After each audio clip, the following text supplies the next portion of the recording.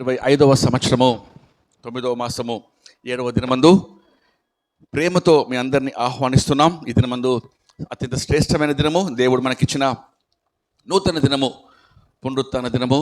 మరి పండుగ దినంకై దేవునికి స్తోత్రాలు, స్తుతులు, మహిమ చెల్లించే సమయము. బయట చాలామంది కూర్చుండండి.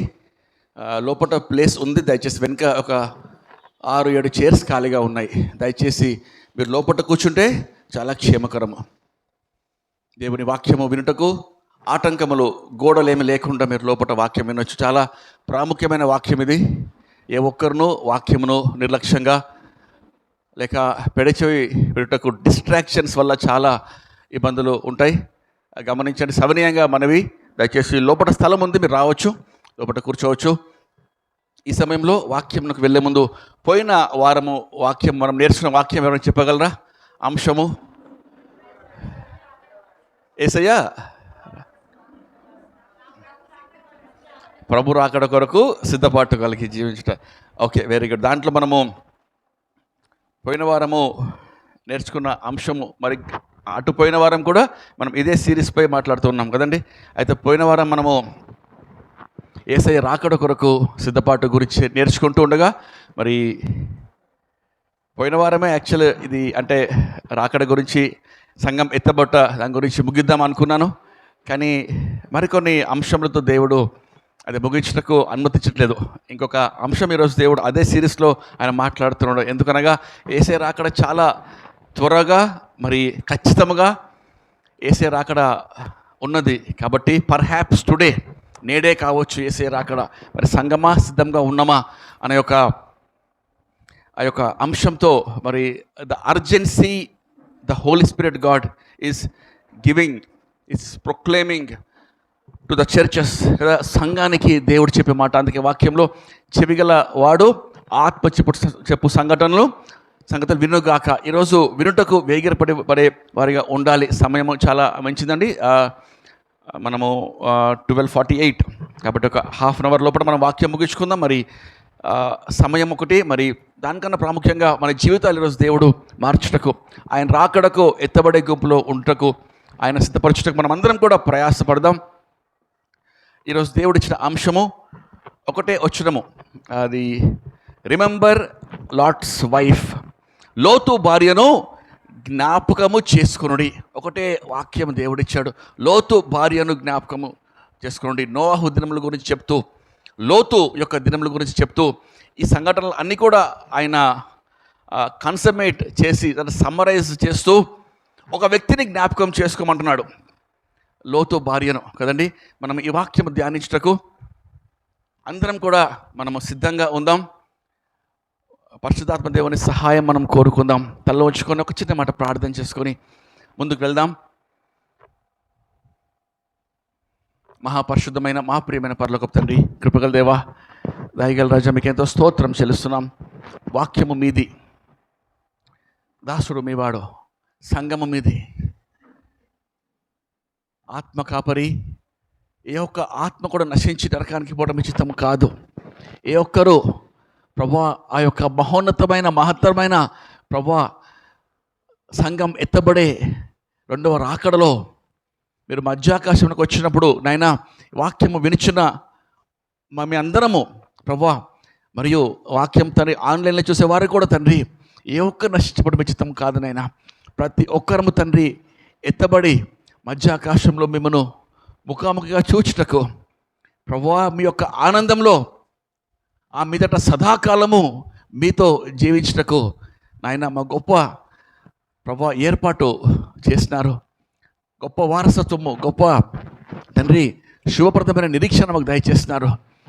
దాని నిమిత్తం మేము ప్రయాసపడటకు మా కృప దయచేయమని ఆయన దాసుని పక్షాన్ని పరచుండగా సంపూర్ణంగా మీరు ప్రభువా మరుగుపరచమని మీరే మాట్లాడి ప్రభువా ప్రతి ఒక్కరిని కఠిన హృదయంలో ప్రభువా ఇద్దరి మంది బద్దలు కొట్టమని, మాతో మాట్లాడి ప్రభువా మీరు అక్కడికి మమ్మల్ని సిద్ధపరచమని, పరలోకరాజు వారసులుగా చేయమని, మేము మాత్రమే సిద్ధపడి ముందుకు వెళ్ళకుండా అనేకులు ఇంకా నిర్లక్ష్యంగా ఉన్న అనేకుల్ని, అయ్యా నశించిపోటకు నాశనానికి జోగుతున్న అనేకుల్ని రక్షణ మార్గంలో అప్రమత్తం చేయట కృప దయచేయమని, పరిశుద్ధాత్ముడా దాసుని సంఘమును అభిషేకించి నడిపించి మన యేసుక్రీస్తు నామంలో వేడుకొనుచు ప్రార్థిస్తున్నాం పరమ తండ్రి.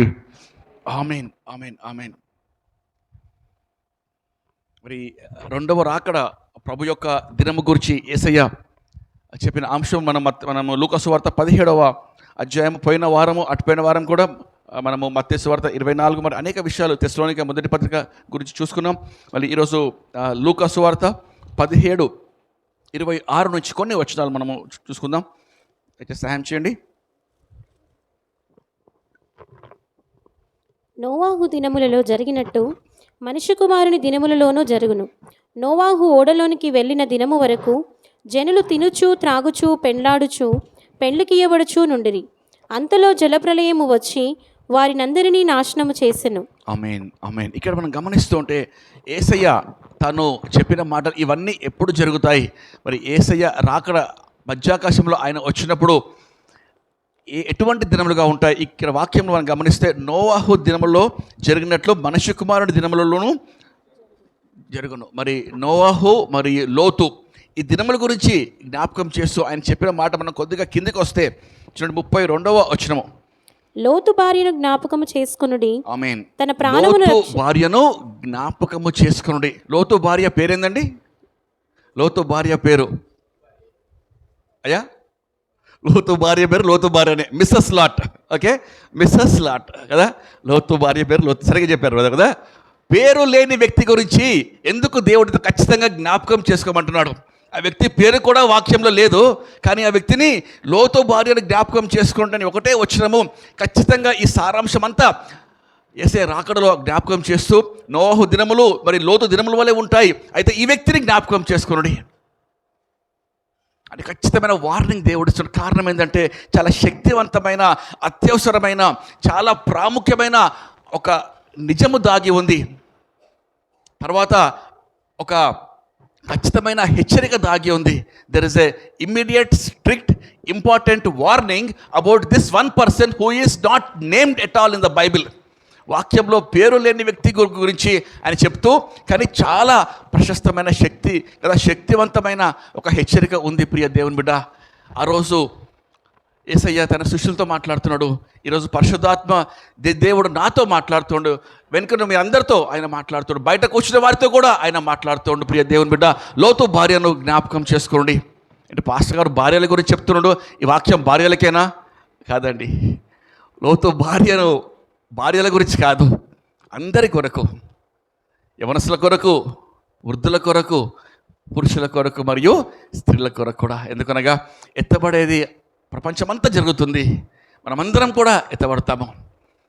కానీ ఎత్తబడటకు సిద్ధంగా ఉన్నామా కదండి? ఈ యొక్క వార్నింగ్స్ మనము జ్ఞాపకం చేసుకుంటూ ఉండి లోతు భార్య జీవితం ఒకసారి మనము జ్ఞాపకము చేసుకుందాం. నిజమే, మనము గమనిస్తే ఆమె గురించి చాలా, అంటే ఓన్లీ మనకు నెగిటివ్ విషయాలు చాలా తెలుసు.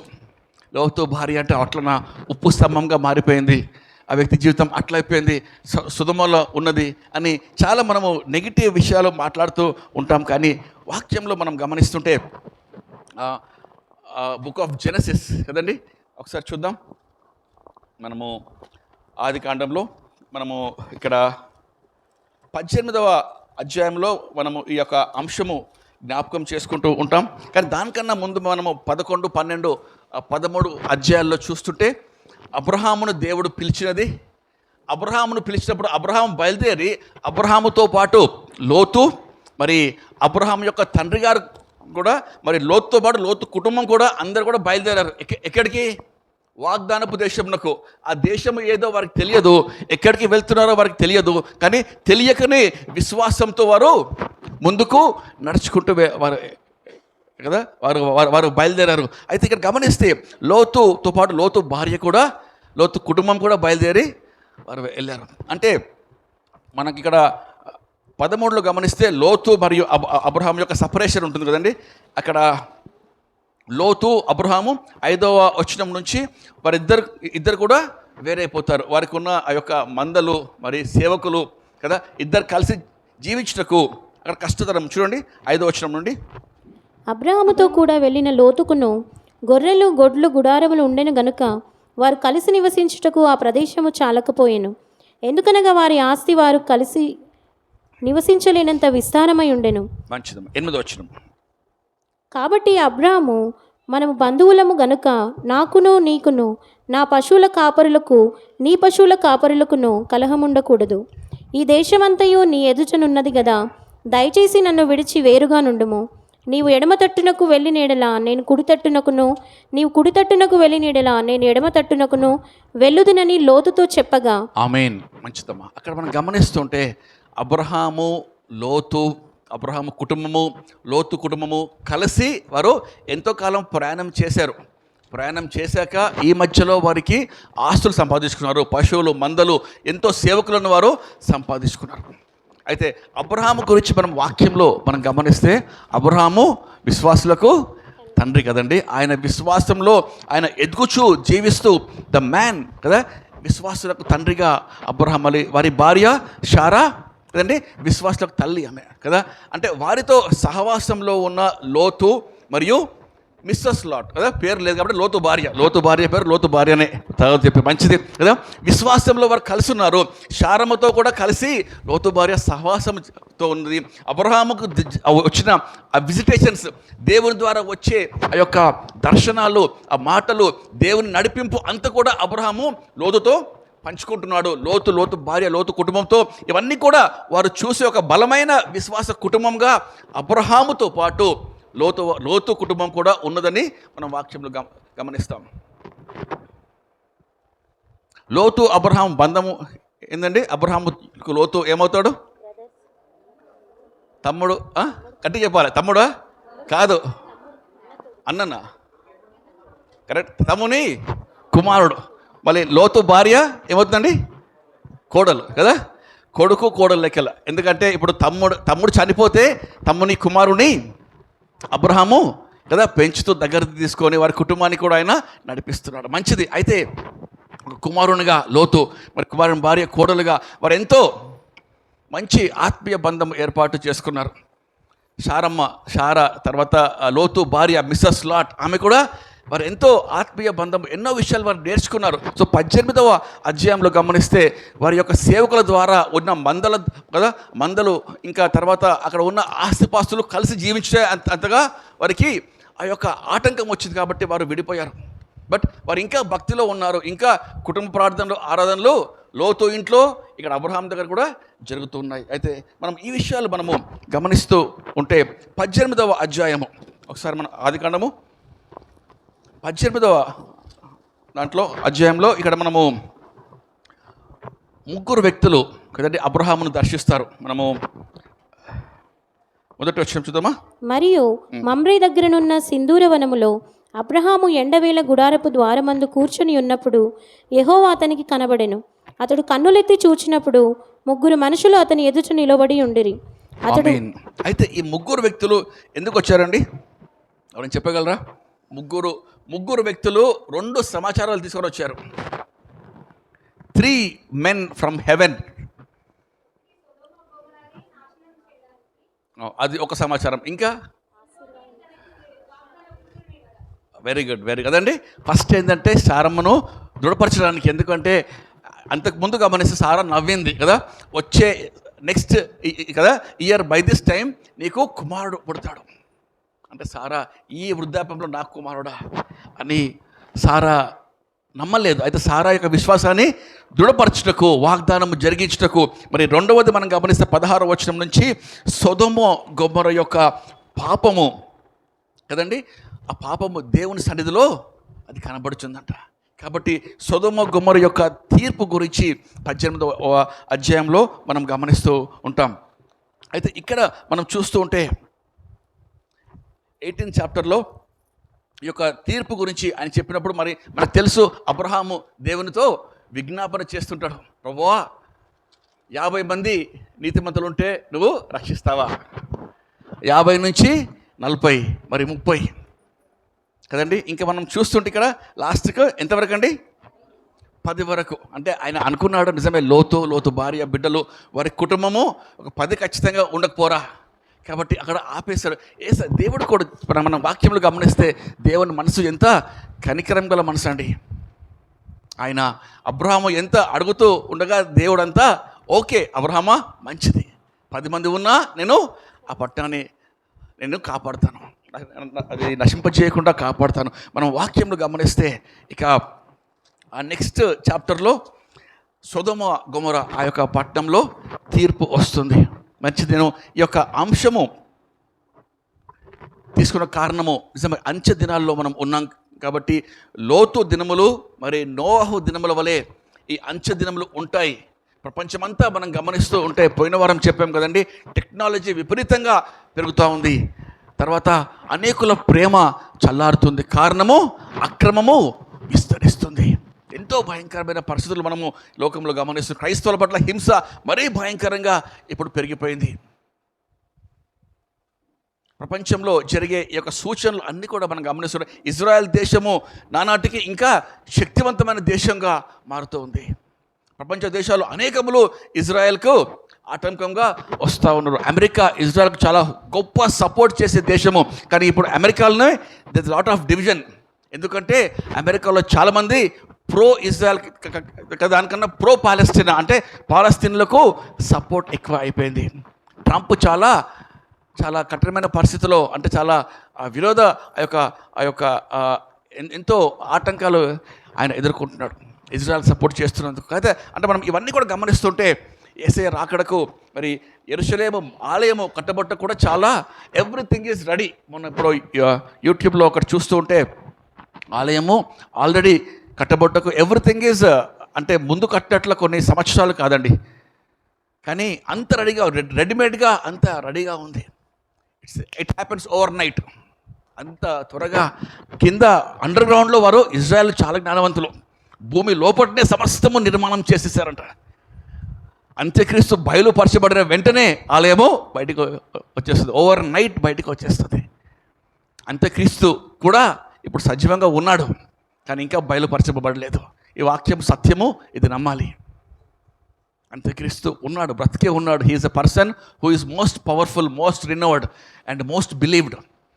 ప్రపంచమంతా కూడా వన్ కరెన్సీ కదా, వన్ లీడర్, వన్ నేషన్, తర్వాత one global village. We don't want government, we want one person who will lead the entire world. ఆ ఒక్క పర్సన్ అంత్యక్రీస్తు గురించి ప్రపంచము రెడ్ కార్పెట్ వేసి వెయిట్ చేస్తూ ఉన్నారు. ఇవన్నీ సంఘటనలు జరుగుతూ ఉండగా నోవాహు దినముల వలె, లోతు దినముల వలె ఈ దినాలు ఉంటాయి. ప్రియ దేవుని బిడ్డల జాగ్రత్త. మనం మరొకసారి వెళ్దామండి లూకా సువార్త 17వ అధ్యాయముకు.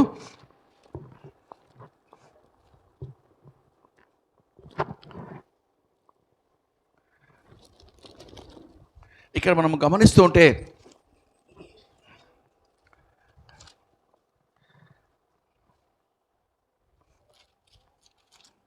లూకా సువార్త 17వ అధ్యాయంలో ఒకసారి ఆ వాక్య భాగం మనము. లోతు దినములలో జరిగినట్టును జరుగును. జనులు తినుచు త్రాగుచు కొనుచు అమ్ముచు వారు నాటుచు ఇండ్లు కట్టుచు నుండిరి.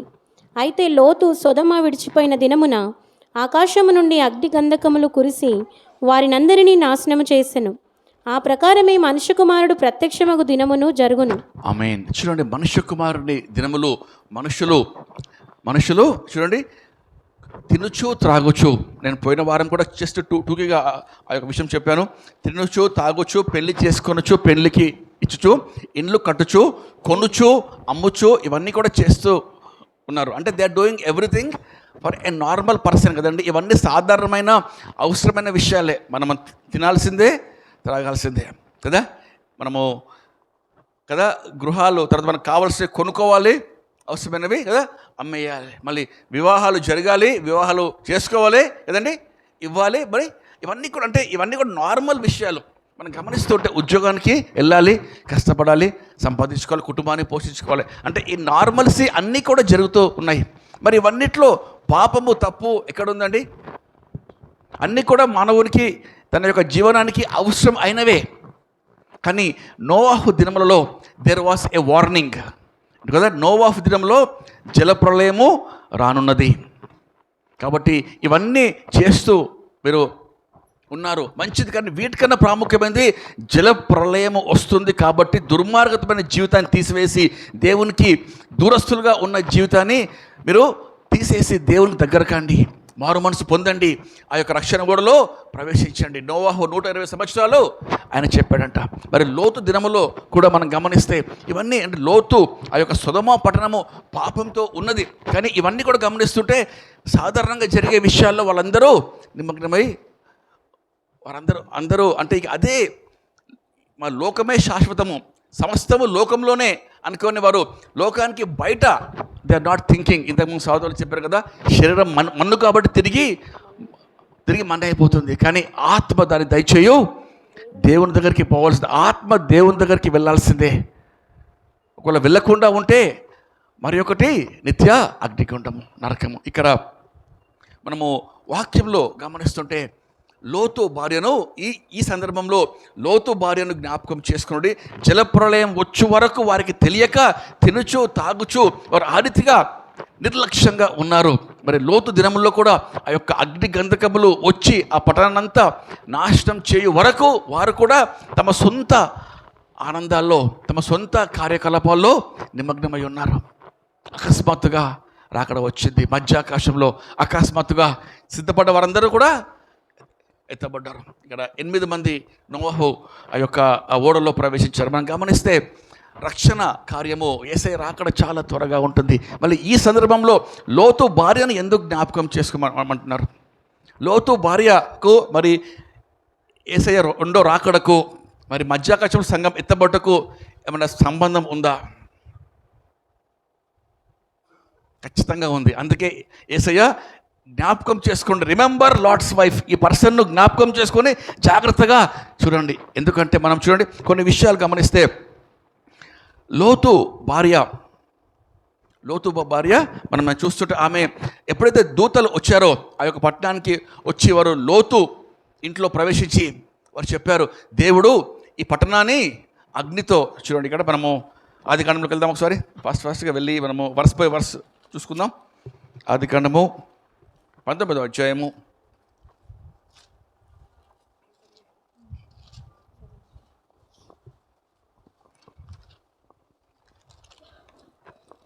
19వ అధ్యాయంలో మనము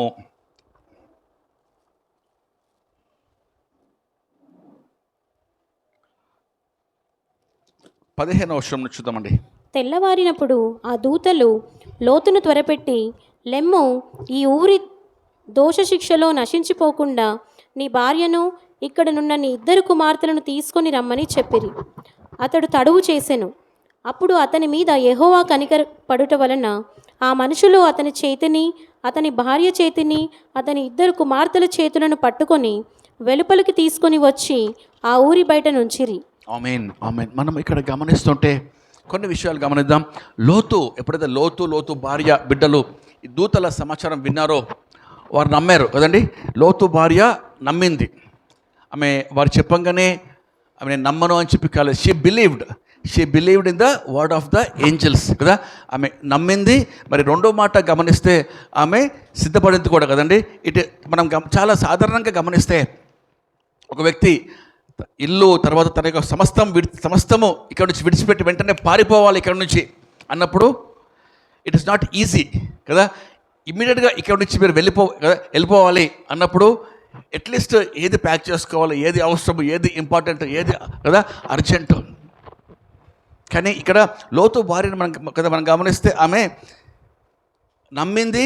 తర్వాత ఆ యొక్క దూతల ఆ యొక్క వార్నింగ్ కూడా ఆమె రెస్పాండ్ అయ్యి షీ స్టార్టెడ్ ప్యాకింగ్, అంతా కూడా ప్యాకింగ్ చేస్తూ ఉంది. మరి మూడవదిగా మనం గమనిస్తే సిద్ధపడ్డారు, వారు దూత మాట నమ్మారు, ఇంకా వారు వెలుటకు బయలుదేరుతూ ఉన్నారు. దూతలేమో వారిని త్వరపెడుతున్నారు. చూడండి ఇక్కడ వాక్యంలో మనము చూస్తుంటే ఈ ఊరి దోష శిక్షలో నశించిపోకుండా నీ భార్యను ఇక్కడనున్న నీ 2 కుమార్తెను తీసుకుని రమ్మని చెప్పిరి. అతడు తడువు చేసెను. అప్పుడు అతని మీద యెహోవా కనికరపడుట వలన ఆ మనుషులు అతని చేతిని, అతని భార్య చేతిని, అతని 2 కుమార్తెల చేతులను పట్టుకొని వెలుపలికి తీసుకొని వచ్చి ఆ ఊరి బయట నుంచిరి. ఆ దూతలు వారిని వెలుపలికి తీసుకొని వచ్చిన తరువాత అక్కడ చూడండి, వారు దూతలు అక్కడ ఉండి సాక్షాత్తు దేవుని దూతలే వచ్చి లోతు భార్య, లోతు కుమార్తెలను వారు త్వరపెడుతున్నారు. ఇక్కడ చాలా సమస్య ఉన్నది. ఈ పట్టణం అంతా కూడా అగ్ని చేత కాల్చబడుతుంది, కాబట్టి మీరు వెంటనే ఈ పట్టణం విడిచి, మీ ఇల్లు విడిచి, ఈ స్థలము విడిచి మీరు వెళ్ళిపోవాలి అని వాళ్ళు ఎంత అప్రమత్తం చేస్తున్నప్పటికీ ఇక్కడ లోతు భార్య బిడ్డలు తడువు చేస్తున్నారు. తడువు అంటే లింగరింగ్, ఆలస్యం కదా, ఆలస్యం చేస్తున్నారు. సరే చేద్దాంలే, ఇంకా ప్యాక్ చేసుకుందాము, ఇంకా టైం ఉంది, ఇంకా చేసుకుందామని వారు వెయిట్ చేస్తూ ఉన్నారు కదా. అట్లా ఎప్పుడైతే వాళ్ళు వెయిట్ చేస్తున్నారో, ఈరోజు నేను ఆ మాట అది ధ్యానిస్తున్నప్పుడు నిజమే చాలాసార్లు కదా, మెనీ ఏ టైం చాలాసార్లు మనం కూడా వెయిట్ చేస్తుంటాం. పర్లేదు, ఇంకా సమయం ఉందిలే, ఇంకా సమయం ఉంది, పిల్లలు ఇంకా చాలా చిన్నగా ఉన్నారు, వారికి ఇంకా పెద్దగా అయ్యాక దేవుని వాక్యం కావాలి, అప్పుడు భయభక్తులు రావాలి, అప్పుడు రక్షణ పొందాలి, అప్పుడు దేవునిలో ఎదగాలి. చిన్నప్పుడు అప్పటికే బిడ్డలకు వీడియో గేమ్స్, ఫోను అన్నీ వస్తాయి కదా, చక్కగా అన్నీ ఆపరేట్ చేయడానికి దే ఆర్ వెరీ యాక్టివ్. కానీ వాక్యం దగ్గర, ప్రార్థన దగ్గర, రక్షణ దగ్గర చెప్పుటకు మనము తడువు చేస్తూ ఉంటుంటాం కదా. చాలా కొన్నిసార్లు ఫోన్ రిపేర్ మనకు రాదు, వాళ్ళు చేస్తారు కదా ఫాస్ట్గా. హెయిర్ కట్కి మొన్న తీసుకెళ్ళాను కదా, పిల్లల్ని తీసుకెళ్తే ఇక చాలా చిన్నవాడు చాలా తొందర పెడుతున్నాడు, హెయిర్ కట్ నేను చేసుకోను వద్దని చెప్పి. అయితే ఆ రూమ్లో ఒక టీవీ ఉంది, ఇంట్లో మాకు లేదు టీవీ. అయితే లాస్ట్కి హెయిర్ కట్కి అతను రిమోట్ ఇచ్చాడు, ఇచ్చి సరే నన్ను గేమ్ ఏమైనా పెట్టుకో ఫోన్లో. అసలు ఆ హెయిర్ కటింగ్ అతనికే తెలియదంట ఎట్లా అసలు. దాంట్లో ఒక ఛానల్ పెట్టారు. ఆ ఛానల్ ఏంటంటే, అక్కడ ఛానల్లో ఎవరో గేమ్ ఆడుతూ వీడియో తీస్తూ ఉంటే ఇక్కడ ఇతను గేమ్ అన్నట్లు ఫీల్ అయిపోతున్నాడు. అలా కూర్చుంటే కటింగ్ అయిపోయింది. అంటే గమనిస్తుంటే పిల్లలకి ఎంత జ్ఞానం, సార్ టీవీలో ఇట్లా కూడా ఉంటుందని తెలియదు నాకు, ఇట్లాంటి ఛానల్స్ కూడా ఉంటాయని చెప్పి. ఎవరో గేమ్ ఆడుతున్న వీడియో తీస్తారు, ఆ వీడియో అప్లోడ్ చేస్తే అది ఛానల్ ఒకటి. అట్లా అంటే గమనిస్తే బిడ్డలకు చాలా జ్ఞానం ఉందండి. ఈరోజు మన పిల్లలకు జ్ఞానం లేదు అనుకోనికే లేదు. They are very very very wise కదా. చాలా త్వరగా దే గెట్ బోర్డ్. వాళ్ళకి ఏమన్నా ఇస్తే సరే నన్ను కొంచెం చదువుకోండి, బుక్ అయిపోయింది డాడీ, బుక్ అంతా అయిపోయింది, సామెతలు 10 చాప్టర్స్ అయిపోయాయి. ఈరోజు మనము లింగరింగ్ చేస్తున్నామా అంటే తడువు చేస్తున్నామా? దేవుడు ప్రశ్నించాడు. నిజమే, అన్ని విషయాలు వాళ్ళకి వస్తున్నాయి. త్వర ఎంతో ఫాస్ట్గా వారికి అన్నీ నేర్పిస్తూ ఉన్నాం. ఇది చదివితే ఇది కదా, అంటే వీళ్ళకు ఐటీ సైడ్ వెళ్తారు, ఇదేమో కమర్షియల్ సైడ్ వెళ్తారు, ఇది ప్రకారం ఇదేమో మెడికల్ సైడ్ అని చెప్పి చిన్నప్పుడే వాళ్ళకు ఐఐటి, ఒలింపియాడ్, తర్వాత ఇంకేందండి ఏమో కోర్సులు ఇస్తూ ఉంటారు. రక్షణ సువార్త చెప్పుటకు చాలా జాప్యం చేస్తూ ఉంటాం. కాబట్టి ఈరోజు దేవుడు మనతో మాట్లాడుతున్నాడు, బిడ్డలను బలపరచాలి. అప్పుడు చిన్నప్పటి నుంచే రక్షణ సువార్త, నేను పాపిని, నాకు యేసయ్య కావాలి కదా. కాబట్టి తడువు చేసేది మానుకోవాలి. బిడ్డల పట్ల దేవుని వాక్యం చిన్నప్పటి నుంచే నాటాలి. ఏ రీతిగా హన్నా సమూయేలు జీవితంలో నాటిందో, చిన్నప్పుడే నీవు దేవునికి నాజీరు చేయబడ్డవాడవు. నా దగ్గర ఉండేది కాదు, కానీ నీవు ఎక్కడ ఉండాలి? దేవుని ఆలయంలో ఉండాలి. మోషే తల్లి మోషేకు నేర్పించినట్లా నీవు ఐగుప్తుడవు కావు, నువ్వు ఐగుప్తుకు చెందిన వాడవు కావు, నీవు ఫరో కుమారునివి కావు. ఫరో యొక్క ధనధాన్యములు నీకు అవసరం లేదు. ఐగుప్తు ధనము కన్నా నా ప్రజల యొక్క నింద పొందుట నాకు భాగ్యమని చిన్నప్పటి నుంచే మోషే తల్లి పెంచింది. ఈరోజు దేవుడు మనతో మాట్లాడుతున్నాడు. బిడ్డలను కూడా ఆ రీతిగా తడువు చేస్తున్నామేమో. బిడ్డల విషయం కదా, వారి యొక్క భవిష్యత్తు విషయంలో, రక్షణ విషయంలో ఆలోచించాలి. ఇంకొన్నిసార్లు మనము తడువు చేస్తూ ఉంటాం. ఈ సంవత్సరం దాటిని కదా, నేను దేవుని దగ్గర సంపూర్ణంగా వస్తా, కానీ ఈ సంవత్సరం ఒక్కటి నేను సంపాదించుకుంటాను, ఈ సంవత్సరం ఒక్కటి నేను ఇంకా ఏమో చేస్తాను, ఈ సంవత్సరం ఒక్కటి నేను ఇక్కడ ఉంటాను అంటే దేవుని పనికి, దేవుని సేవకు, దేవునికి ఇచ్చే సమయాన్ని సాక్రిఫైస్ చేసి వేరే పనిపాటల్లో ఉండి ఈ సంవత్సరం అయ్యాక అని చెప్పి తడువు చేస్తూ ఉంటాము. రక్షణ కొరకు తడువు చేయకూడదు. యేసయ్యతో సంబంధము ఏర్పరచుటకు తడువు చేయకూడదు కదండి. సమాధానంగా జీవించుటకు తడువు చేయకూడదు. ఇక్కడ వాళ్ళు తడువు చేసినప్పుడు ఎంత మంచి మాట అంటే, దూతలంట దేవుడు కదా అబ్రహాముతో చేసిన వాగ్దానం బట్టి మనం ఇక్కడ వాక్యంలో చూస్తే దేవుని దూతలు వారి ఇద్దరు కదా వాళ్ళ చేతులు పట్టుకొని వారిని బయటికి లాగారంట. వీళ్ళకేమో ఆ సొదొమలో నుంచి బయటికి వెళ్ళాలంటే చాలా కష్టంగా ఉంది. ఆ ఇల్లు ఇడిచిపెట్టి, ఆ ధనము లేక వారికి ఉన్న ఆభరణాలు, వి డోంట్ నో వాట్, వారికి ఉన్న వస్తువులు, వాహనాలు ఏ ఉన్నాయో అవన్నీ విడిచి బయటికి వెళ్ళటకు it's very hard thing for them. అన్నిటికీ గుడ్ బై చెప్పేసి ఉన్న పాటలో బయటికి పారిపోటకు చాలా కష్టంగా ఉంది. దూతలు వారి చేతులు పట్టుకొని they dragged them out side, అంటే బయటికి వారిని లాక్కొని వెళ్ళిపోయారు దూతలు. ఎందుకు? ఆ పట్టణము అగ్నితో గంధకములతో కాల్చబడుతుంది, నాశనం అవుతుంది కదా. చాలాసార్లు మన జీవితంలో మనము గమనిస్తాం, కొన్ని అలవాట్లు వదులుకుంటకు, కొన్ని కదండి దేవునికి అయిష్టమైన కార్యాలు విడిచిపెట్టకు చాలా మనము జాప్యం చేస్తుంటే పర్వాలేదులే ఇంకొక కదా 31st నైట్ చాలామంది వాగ్దానాలు తీసుకుంటారు, చాలామంది తీర్మానాలు చేసుకుంటారు, అవి రాసుకుంటారు. మళ్ళీ ఫస్ట్ వారం ఒకటి బాగుంటుంది, తర్వాత మళ్ళీ అవే పాత అలవాట్లు, పాత మాటలు, పాత కదండి ఆ యొక్క జీవితాలు తడువు చేస్తుండగా ఇక్కడ దేవుడు వారిపై ఆయన కనికరంతో ఉన్నాడంట. కనికరపడి దూతలతో వారిని బయటికి లాక్కొచ్చాడు. చూడండి, ఈరోజు మనం గమనిస్తే ఏ రీతిగా మన జీవితాల్లో ఈ యొక్క తడువు చేసే పరిస్థితి ఉందా? దేవునికి విరోధమైన విషయాలు ఇంకా మన జీవితాల్లో మనము కొనసాగిస్తూ జీవిస్తున్నామా? రక్షణ మార్గంలో బిడ్డలను నడిపించాలంటే ముందు మనము ఉండాలి కదండి. కుటుంబ ప్రార్థనలు ఇంకా ఎంతమంది గృహాల్లో జరగట్లేదేమో. కుటుంబ ప్రార్థన మ్యాండేటరీ కదండి. ప్రయాస పర్వాలేదు, తర్వాత చేసుకుందాంలే, కొంచెం ఈ జాబ్ సెట్ అయ్యాక, లేక బిడ్డలు కొంచెము వాళ్ళ చదువులు అయిపోయాక, అంటే గమనిస్తే ప్రయారిటీ ఈజ్ వెరీ ఇంపార్టెంట్ కదండి. దేవుని టైంకు, దేవునికి ప్రార్థనకు, వాక్యానికి, బైబిల్లో ప్రతిరోజు మనము ఆత్మీయ అభివృద్ధికి చాలా అవసరము సమయం ఇచ్చేది.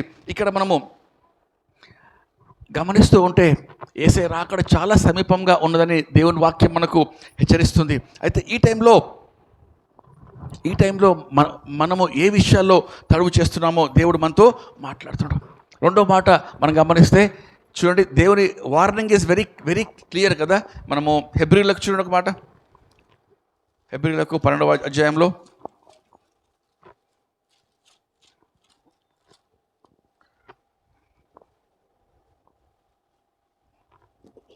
2వ వచనం 1-2 చూద్దాం. ఇంత గొప్ప సాక్షి సమూహము మేఘము వలె మనల్ని ఆవరించి ఉన్నందున మనము కూడా ప్రతి భారమును సులువుగా చిక్కులుబెట్టు పాపమును విడిచిపెట్టి విశ్వాసమునకు కర్తయు దానిని కొనసాగించువాడైన యేసు వైపు చూచుచు మన ఎదుట ఉంచబడిన పందెములో ఓపికతో పరిగెత్తుదము. ఆమేన్, ఆమేన్. చూడండి, ఇక్కడ సులువుగా చిక్కులుబెట్టు.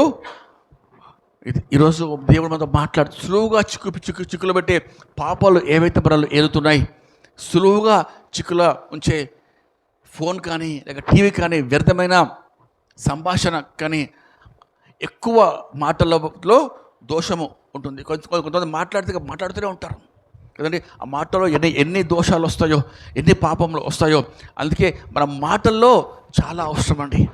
దేవుని వాక్యం సెలవిస్తుంది, నీ మాటలను బట్టియే నీవు కదండి నీకు తీర్పు తీర్చబడుతుంది. నీతిమంతుడవా లేక దుర్మార్గుడవా, నీ మాట బట్టియే నీకు తీర్పు తీర్చబడుతుంది. కాబట్టి ఈరోజు ఏ విషయాల్లో మనం సులువుగా చిక్కుల పెట్టే పాపములు మానుకుంటున్నాం, వాటిని జయిస్తున్నాము. ఉదయకాలం వాక్య భాగంలో మనము కీర్తనలు 19వ సంకీర్తన చదువుకున్నాం కదండి. దాంట్లో ఉంది కదా 19, రహస్య పాపములు ఇంకా దురభిమాన పాపములు, వాటిలో పడకుండా నీ సేవకుని ఆపుము. రహస్య పాపములు ఈరోజు బయటికి బాగానే కనిపిస్తున్నామేమో కదండి. రహస్య జీవితం చాలా ఇంపార్టెంట్. రహస్య జీవితంలో మనం ఎలా జీవిస్తున్నామో దాన్ని బట్టి మన పరిశుద్ధత ఆధార మనకు పడి ఉంది. లాస్ట్ టైం మనం గమనిస్తే నేర్చుకున్నాం, secret of your holiness is కదా, holiness in your secret life. పరిశుద్ధ జీవితానికి రహస్యము ఏంటి అంటే, రహస్య జీవితంలో పరిశుద్ధంగా జీవించుటయే. పోయిన వారం మనము విల్లాంటి నేర్చుకుందా, మరి రహస్య జీవితంలో రహస్య పాపముల నుంచి దేవా నన్ను రక్షించవయ్యా. ఈరోజు దేవుడు మన రహస్య జీవితాలు దేవుడు పరిశీలిస్తున్నాడు. ఒకవేళ ఈరోజు రహస్య పాపములన్నీ దేవుని సన్నిధిలో ఒప్పుకొని వాటిని విడిచిపెట్టకుండా ఉంటే తీర్పు దినమందు రహస్యాలన్నీ కూడా బట్టబయలవుతాయి. ఆ దినము సమస్తము వెలుగులోనికి ప్రత్యక్షంగా వస్తుంది. దేవుడు మనతో మాట్లాడుతున్నాడు. కాబట్టి సమయం ఉన్నప్పుడే దేవునితో సరి చేసుకోవాలి. దురాభిమాన పాపములు అంటే ఏదండి? తెలిసి తెలిసి ఇవన్నీ ఇది నాకు తెలుసు తప్పని, పాపం అని తెలుసు, కానీ తెలిసే మనము పడిపోతున్నాం.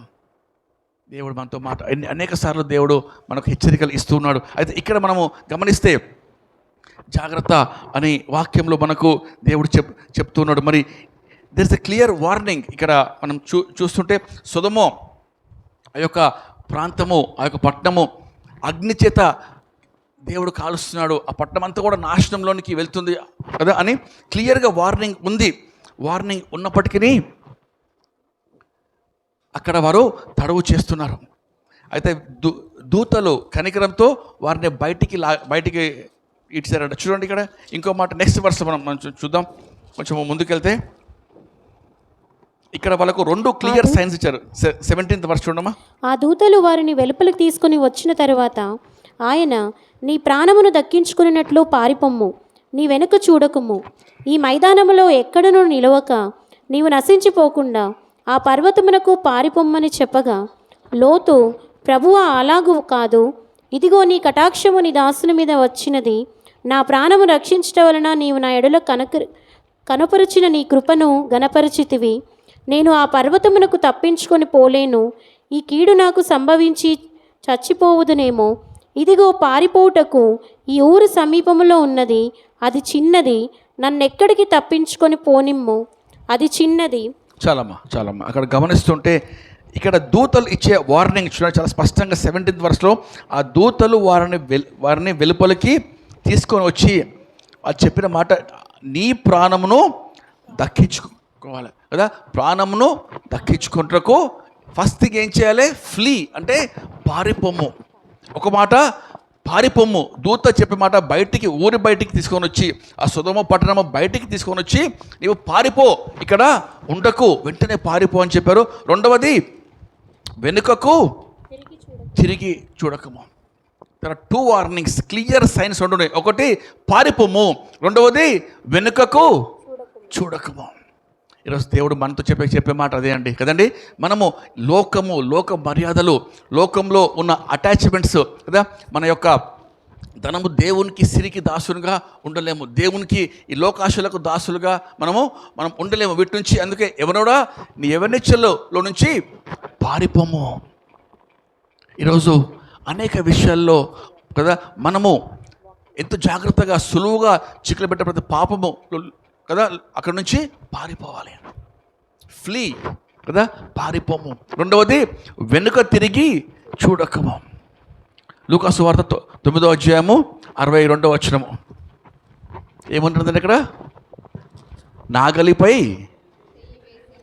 యేసు నాగటి మీద చేయి పెట్టి వెనుక తట్టు చూచువాడెవడును దేవుని రాజ్యమునకు పాత్రుడు కాడని వానితో చెప్పాను. ఆమేన్. చూడండి, నాగలిపై చేయి వేసి వెనుక చూచువాడు దేవుని రాజ్యమునకు పాత్రుడు కాడు అని సెలవిస్తున్నాడు. ఈరోజు గమనిస్తే నాగలిపై చేయి వేసాము, రక్షణ పొందుకున్నాము, బాప్తిసము తీసుకున్నాము, దేవుని కొరకు జీవించటకు ఒక దృఢమైన నిర్ణయం చేసుకున్నాము. మరి వెనుక చూస్తున్నామా? వెనుక చూస్తున్నాం. ఇంకా పాప జీవితానికి ఇంకా మనం ఆశ చూపిస్తున్నామా? నాగలిపై చేయి వేసి వెనుక తిరిగి చూచువాడు దేవుని రాజ్యమునకు పాత్రుడు కాడు. లోతు భార్య అనుకోవచ్చు, మంచి లోతు కుమార్తెలు ఆ మాట విన్నారు, ఇంకా పరిగెడుతూ ఉన్నారు. వారు సాధ్యమైనంత అంత దూరాన వారు పరిగెడుతున్నారు. లోతు భార్య కదా, ఆమె కూడా బయటకు వచ్చి పరిగెడుతుంది. కానీ ఆమె అనుకున్నది వన్ లాస్ట్ లుక్, చివరిగా ఒక్కసారి చూసుకుంటాను నా యొక్క ఆస్తిపాస్తులు, లేక నా యొక్క ధనము, నా ధాన్యము, లేక నా యొక్క ఆభరణాలు, లేక ఇంకా ఏమేమి ఉన్నాయో ఆమెకు మనసులో ఇంకా ఏవేవైతే చూసుకోవాలని అనుకుందో ఒక్కసారి I want to turn back and see, వెనుతిరిగి చూస్తాను వన్ లాస్ట్ టైం. కొంతమంది అయ్యా ఇది లాస్ట్ టైం అయ్యా, ఇంకా తర్వాత నేను మళ్ళీ చేయను. 31st నైట్ ఈ లాస్ట్ టైం ఎంతగా తాగాలో అంతగా తాగేస్తాను, ఎంతగా నేను పాపం చేయాలో అంతగా చేస్తాను, తర్వాత ఇక నేను చేయను. ఆ last time is the final time. మళ్ళీ తర్వాత అక్కడి నుంచి మనకు వెనుక వచ్చే ఛాన్స్ లేదు. లోతు భార్యది చివరిసారి ఒక్కసారి ఇక వెనుతిరిగి చూసి ఇక మళ్ళీ వెంబడిస్తాను, పారిపోతాను అని అనుకుందేమో. కానీ వెనుతిరిగిన వెంటనే కదండి ఏమైంది, ఇక లాస్ట్ కాదు, అదే ఫైనల్ అయిపోయింది. ఇక మళ్ళీ వెనుతిరిగే అవకాశం లేకుండా, మళ్ళీ తిరిగి పాపక్షమాపణ అవకాశం లేకుండా, తిరిగి దేవుని కనికరము పొందకుండా ఉప్పు స్తంభంగా అక్కడ మారిపోయింది. పర్వాలేదులే, వచ్చే ఆదివారం ఆలయానికి వచ్చి మళ్ళీ దేవునితో సరి చేసుకొని బలలో పాల్గొంటాను, ఇదొక్కసారి ఈ పాపము కొనసాగేనని, ఇదొక్కసారి ఈ పాపము చేస్తాను, ఇదొక్కసారి రాజీ పడి జీవిస్తాను, ఇది last time. That last time may become your final chance. ఒక్కసారి వెనుదిరిగి చూసింది, ఇక మళ్ళీ నేటి వరకు ఒక సాదృశ్యంగా, ఉపమానంగా, ఒక దాని హెచ్చరికగా నిలిచిపోయింది. There is no other chance కదా. దేవుడు ఈరోజు మనతో మాట్లాడుతున్నాం. దేవుడిచ్చిన వార్నింగ్ సీరియస్గా మనం తీసుకొనకుండా ఉంటే, దేవుడిచ్చిన హెచ్చరిక మనము జాగ్రత్తగా సీరియస్నెస్ లేకుంటే, ఆ లాస్ట్ టైం ఇక అదే జీవితం చివరి అయిపోతుందేమో కదండి. కాబట్టి కొన్ని వార్నింగ్స్ ఈరోజు మనము కొన్ని వార్నింగ్స్ మనం ఈరోజు గమనిద్దాం. ఇది గమనించే ముందు ఒక ప్రశ్న. ఉప్పు స్తంభంగా మారిపోయింది కదా లోతు భార్య, ఉప్పు స్తంభంగా. నేటి వరకు కూడా మనం గూగుల్లో సెర్చ్ చేస్తే ఇప్పటికీ ఉప్పు స్తంభము, ఒక పెద్ద స్తంభము కనిపిస్తుంది. లాట్స్ వైఫ్ అని చెప్పి కింద ఉంటుంది, మిస్సెస్ లాట్. ఇప్పుడు లోతు భార్య ఏది అంటే భూలోకంలో ఉంది, ఉప్పు స్తంభంగా అందరికీ సూచనగా. Remember LADS wife. మనమందరము నేటి విశ్వాసులు ప్రపంచమంతా చూచుటకు దేవుడు ఇంకా ఆమెను ఉంచాడు ఉప్పు స్తంభంగా. ఎప్పుడైనా ఆలోచించారా ఎందుకు ఉప్పు స్తంభంగా మారిపోయింది? ఇంకా వేరే స్తంభంగా మారొచ్చు కదా, ఒక పెద్ద రాయిగా మారొచ్చు కదా, లేక ఇంకా ఏమో మారచ్చు. ఉప్పు స్తంభంగానే ఎందుకు మారింది, ఎందుకు మార్చబడింది? ఎవరిని ఆలోచించగలిగారా? అమ్మ, మంచి ధనంకు ఉప్పుకు సంబంధం ఏముందమ్మా?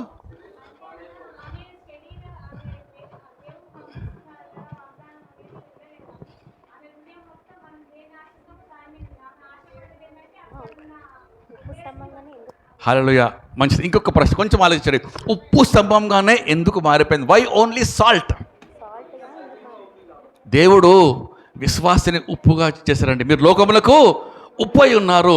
ఆమె దేవుని బిడ్డ, విశ్వాసంలో ఉన్నది, విశ్వాస సంబంధమైన తండ్రికి ఆమె కోడలుగా ఉన్నది. లోతు భార్య అబ్రహాము కోడలు, ఆ విశ్వాస కుటుంబంలో ఉన్న లోతు భార్య మిస్సెస్ లాట్. కానీ ఉప్పు నిస్సారమైంది. వెనక అమ్మగారు చెప్పారు కదా, 5వ అధ్యాయం 13వ వచనము మత్తయి సువార్త. ఉప్పు నిస్సారమైతే అది దేని వలన?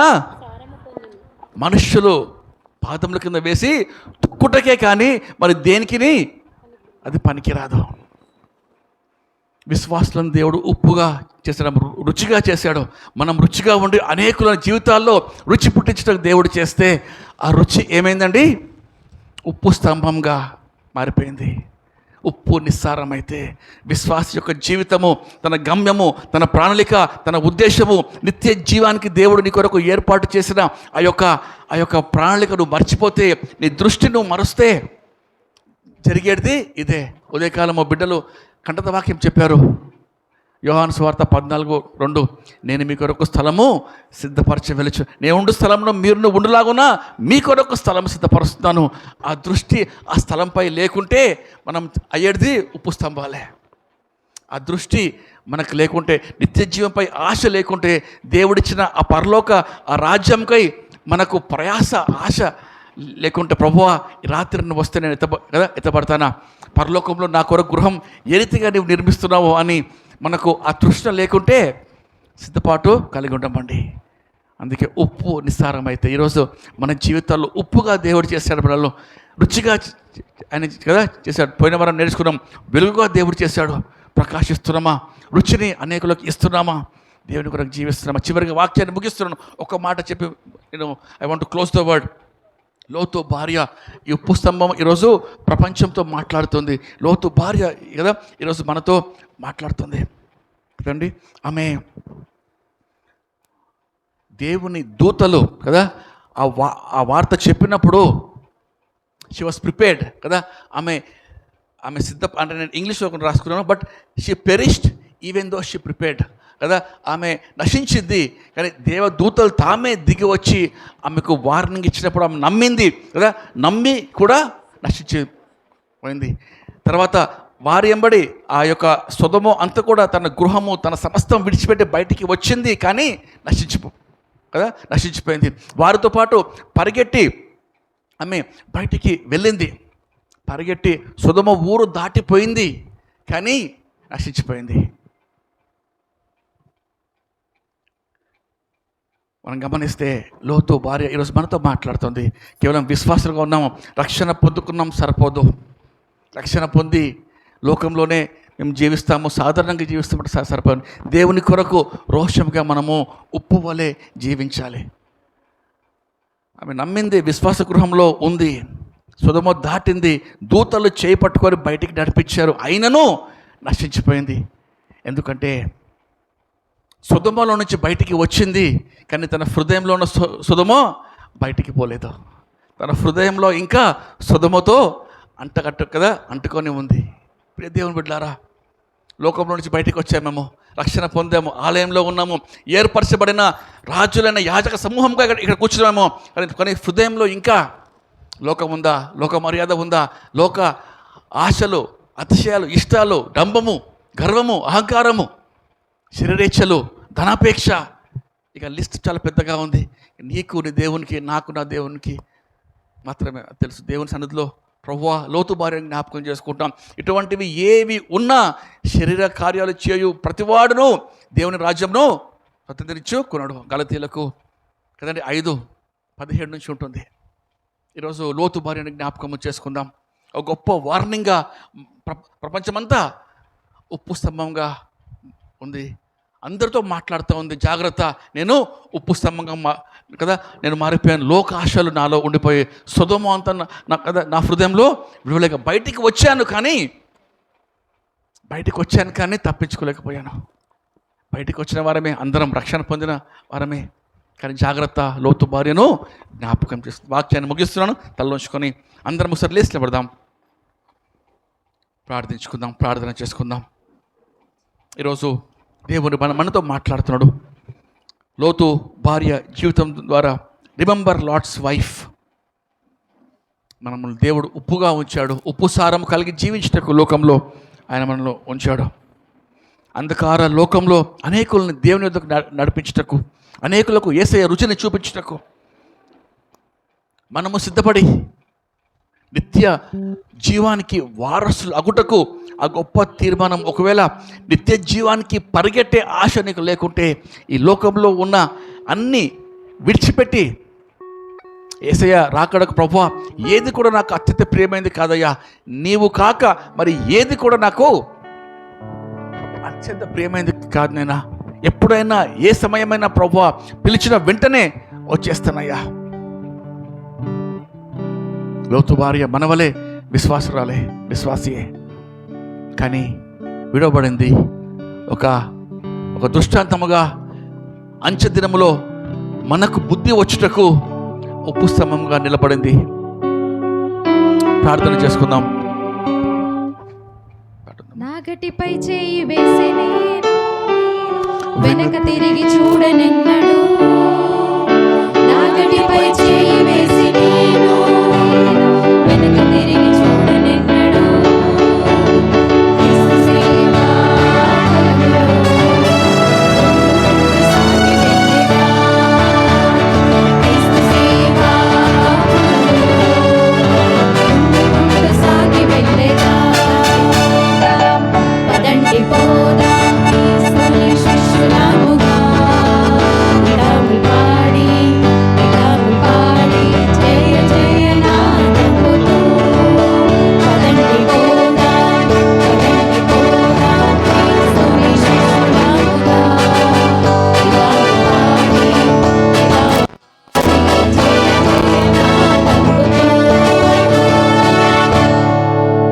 పరిశుద్ధమైన మా ప్రియమైన పరలోకపు తండ్రి, లోతు భార్యను జ్ఞాపకం చేసుకుని నేను సెలవిస్తాను దేవా.